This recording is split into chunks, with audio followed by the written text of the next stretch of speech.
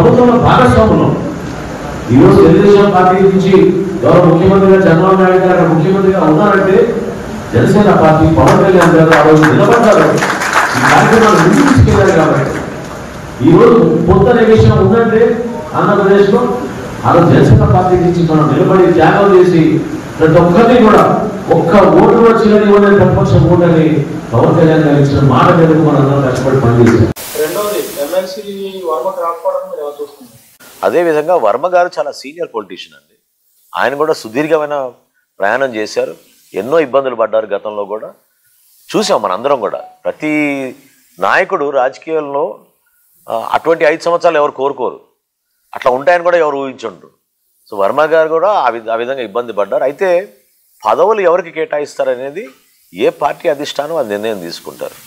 పవన్ కళ్యాణ్ గారు మనస్ఫూర్తిగా ఎప్పుడు కూడా మాలో ఉన్న నాయకుల్ని కూడా ప్రతిసారి అదే అంటున్నారు.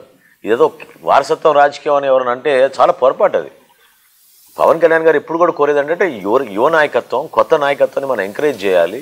ఎంతమందికి అవకాశం ఇవ్వగలిగితే అంతమందికి ఇవ్వాలి మన అవకాశం అని నిలబడతారు ఆయన. ఇప్పుడు చాయిస్ ఇస్తే ఆయన పదవి తీసుకోరు కానీ ఇతరులకు పదవి ఇచ్చే మనిషి ఆయన. కాబట్టి వర్మ గారి విషయంలో కూడా ఖచ్చితంగా ఆయనకి న్యాయం జరగాలి. ఆ విధంగా ఆయనగా గౌరవించుకుంటాం. ఆయన కూడా వాళ్ళ పార్టీలో ఉన్న అంతర్గత విషయం అది వాళ్ళు మాట్లాడాలి. కూటమిలో భాగస్వాములుగా ఆయన సహకరించారు. పవన్ కళ్యాణ్ గారు ఎలక్షన్ నిలబడ్డారు. మీ అందరం కూడా ఆయన గౌరవించుకుంటాం.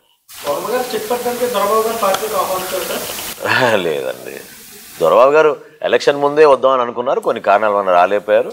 ఆయన మాలో ఒక కుటుంబ సభ్యుడిగా ఉన్నారు. ఆయన చాలా సౌమ్యంగా ఉండే మనిషి. అటువంటి ఆలోచనలు ఏం లేదు. ఒక చెక్ పెట్టడానికి అవసరం ఏముంది? ఇది పవన్ కళ్యాణ్ గారి నియోజకవర్గం, ఇక్కడ ఎవరు చెక్ పెడతామండి? కంప్లీట్గా ఇది పిఠాపురం అనేది పవన్ కళ్యాణ్ గారి అడ్డా. అది ఇంకా దాని గురించి ఆలోచించే అవసరం లేదు. Thank you.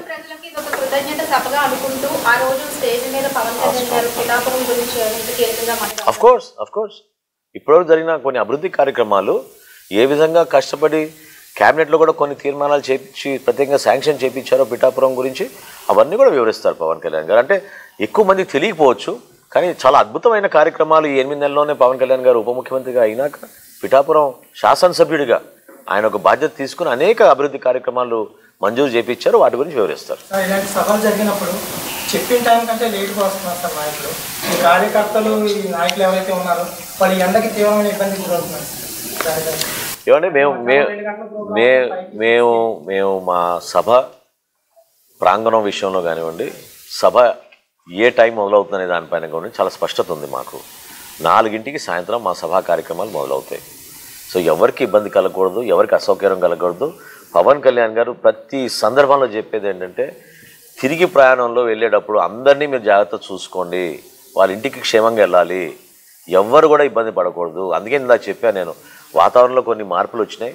మేము అన్ని విధాలుగా పుచ్చకాయలు కానివ్వండి, మజ్జిగ కానివ్వండి, వాటర్ కానివ్వండి, ఓఆర్ఎస్ ప్యాకెట్లు కానివ్వండి, ఎవరు కూడా డీహైడ్రేట్ కాకుండా ఉండడానికి కోసం అదేవిధంగా సభలో కూడా అందరికీ కూడా స్నాక్స్ అవి ఏర్పాటు చేసే విధంగా అన్నీ చూసుకున్నాం. ఎవరికి పొరపాటు జరగదు. మాకు ఒక అద్భుతమైన మెడికల్ టీం ఉంది, మాకు వాలంటీర్స్ టీములు ఉన్నారు. వీళ్ళంతా నిస్వార్థంగా పనిచేసే వ్యక్తులు చాలామంది ఉన్నారు. ఎవరికి ఎటువంటి అవసరం